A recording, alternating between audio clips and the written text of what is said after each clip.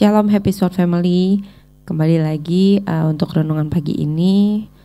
Pagi ini saya ingin membawa renungan tentang beriman. Tapi sebelum melanjutkannya, marilah kita bersatu dalam doa.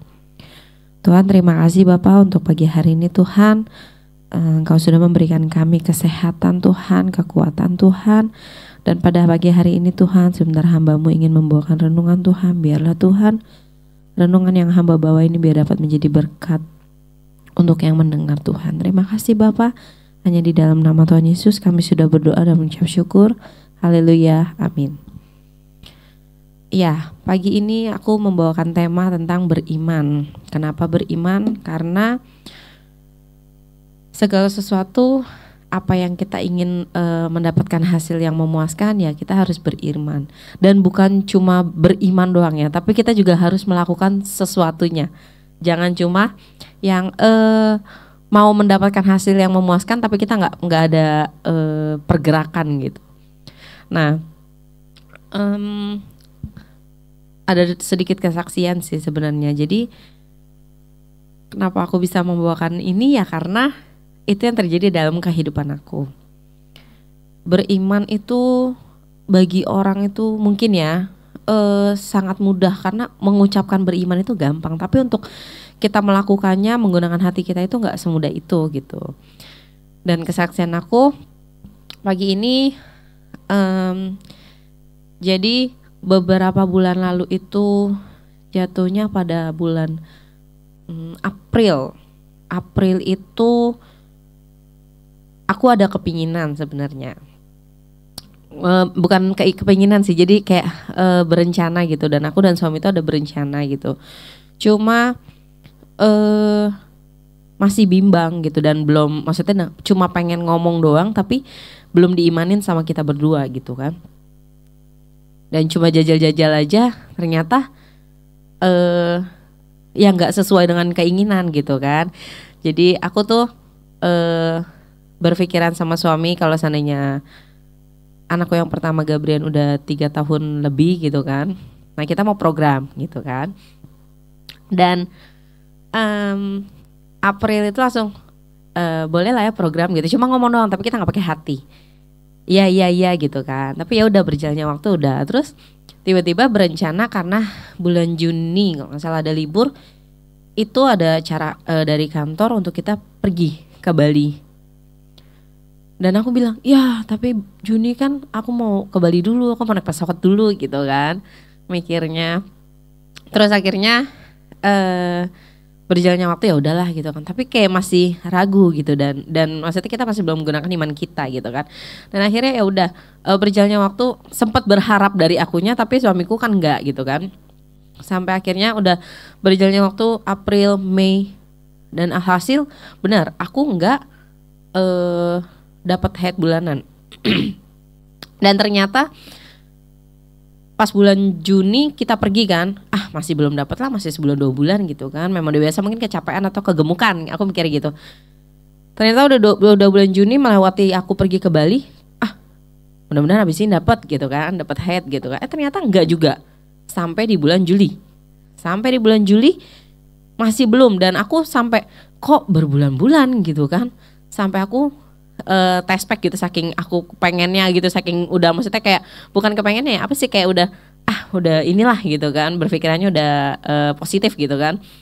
Akhirnya ternyata enggak gitu kan, dan sampai bingung, sampai ke dokter karena sempat samar. Udah ke dokter, ternyata dokter USG langsung cek, nggak ada ya, karena mungkin kamu masih telat bla bla bla bla bla, dan kamu kegemukan. Oh oke gitu kan, udah pulang. Ditunggu lagi lah ceritanya sampai beberapa minggu ke depan, kok nggak enak dan ngerasa badan itu udah mulai nggak enak gitu. Kok aneh gitu, dari yang biasa-biasanya tes iseng lagi. Dan dari bulan Juli itu setelah tahu kita enggak, terus suamiku bilang, ayo kita imanin lagi gitu kan, kita kuatin lagi pasti gitu kan, Tuhan pasti jawab. Ya udah gitu kan, karena aku juga takut, satu sisi aku takut penyakit gitu kan, karena berbulan-bulan. Dan akhirnya bulan Agustus aku mencobakan diri untuk tes pack lagi, karena posisinya sangat masih belum dapat gitu kan. Tanpa pengetahuan suamiku, 1, wow, garis 2 gitu kan, kok aneh gitu kan. Ya udah mungkin baru ini gitu kan. Sampai penasaran 3 test pack aku jajal sama semua gitu kan. Sampai akhirnya aku ngomong sama suamiku pagi-pagi, "Pih, garis 2. Ah, kamu bercanda," katanya. "Serius," aku bilang gitu kan. Akhirnya yaudah nanti bikin jadwal hari Minggu atau Sabtu gitu, bikin jadwal untuk USG. Akhirnya aku daftar lagi sama dokter untuk USG. Akhirnya di bulan Agustus, daftarnya 17 Agustus tuh aku inget. Dan pas di USG, dan puji Tuhannya ternyata bener. Karena iman kita menyatakan iya gitu. Kita pakai iman lagi, doain lagi gitu kan. Kita minta sama Tuhan gitu kan. Dan di Agustus itu benar-benar tercek udah 8 minggu.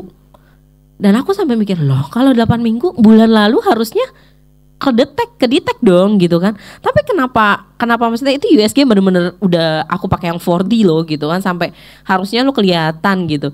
Tapi bener-bener gak ada kantung gitu kan. Tapi gak tahu kenapa waktu pas yang di bulan Juli itu aku kayak ngerasa tuh pertama kali stuck gitu tuh, kok kayak ada kantung tapi memang gak ada isi. Cuma kata dokter itu bukan karena kamu kegemukan. Oke gitu kan. Nah begitu bulan Agustusnya sampai dokter bilang, dokter kan dengan yang sama kan, loh kenapa bulan lalu itu gak kedetek ya katanya gitu kan. Ini dedenya ngumpet nih gitu-gitu kan. Dan suamiku bilang, loh katanya kaget juga, beneran dok sampai bilang gitu. Karena bulan lalu tuh kita cek gak ada gitu kan. Sampai akhirnya puji Tuhannya akhirnya aku positif hamil gitu kan. Dan sampai rumah aku ngomong sama suamiku, aku bilang tuh kan kalau kita imanin, kalau kamunya udah buka iman dan akunya juga udah bener iman dengan menggunakan hati kita untuk beriman, pasti Tuhan langsung jawab, aku bilang gitu kan. Nggak butuh waktu lama loh, aku bilang gitu. Iya ya Tuhan hebat gitu kan. Ya dan bener-bener sangat hebat sih Tuhan, luar biasa kan. Dan kita flashback dengan beberapa minggu ini kan Bapak Gembala sering ngomong dengan asumsi, dengan yang connecting dan hubungan kita itu dengan Tuhan seperti apa gitu. Dan Tuhan akan memberikan semuanya itu yang terbaik dari hubungan kita kepada Tuhan gitu. Dan Tuhan gak akan meninggalkan kita di saat kita lemah, di saat kita lelah gitu. Dengan cara kita membangun hubungan kita lebih lagi sama Tuhan, semua apa yang kita inginkan itu pasti Tuhan akan berikan kepada kita. Itu aja sih renungan aku. Jadi aku cuma mengingatkan untuk kita selalu tetap beriman, dan kita harus selalu jaga hubungan kita sama Tuhan itu harus yang benar-benar menggunakan hati kita, pikiran kita, jangan cuma perbuatan kita juga, jangan cuma kita ngomong tapi kita tidak bisa melakukan gitu. Karena segala sesuatu yang Tuhan berikan kepada kita itu sesuai dengan yang ada di Alkitab gitu. Dan aku selalu teringat dengan satu ayat di Ibrani 11 ayat 1, yang iman adalah dasar dari segala sesuatu yang kita harapkan dan bukti dari segala sesuatu yang tidak kita lihat. Itu yang akan aku ambil, yang aku ingat dari zamannya baheula gitu ya, kalau diajarin gitu pasti Ibrani 11 ayat 1. Iman gitu, pokoknya udah tentang iman itu udah pasti yang diingat pasti Ibrani 11 gitu. Itu aja sih. Terima kasih. Sebelum saya menutup, mari kita bersatu dalam doa. Tuhan, terima kasih Bapak untuk pagi hari ini Tuhan, atas renungan yang hamba-Mu berikan Tuhan. Biarlah Tuhan kami boleh semakin hari Tuhan berhubungan dengan Engkau lebih lagi Bapak, membangun rohani kami lebih lagi dengan Engkau Bapak. Biarlah kami bersekutu lagi Tuhan dengan Engkau lebih baik lagi Tuhan ke depannya. Biarlah Tuhan segala hal-hal yang buruk, segala hal-hal yang negatif apapun Tuhan, mau kami hancurkan, patahkan di dalam nama-Mu Tuhan. Biarlah Bapak dari renungan ini Tuhan kami dapat belajar Tuhan untuk kami lebih baik lagi ke depannya Tuhan terhadap Engkau Bapak. Terima kasih Tuhan Yesus, hanya di dalam nama Tuhan Yesus kami sudah mengucap syukur. Haleluya. Amin. Terima kasih.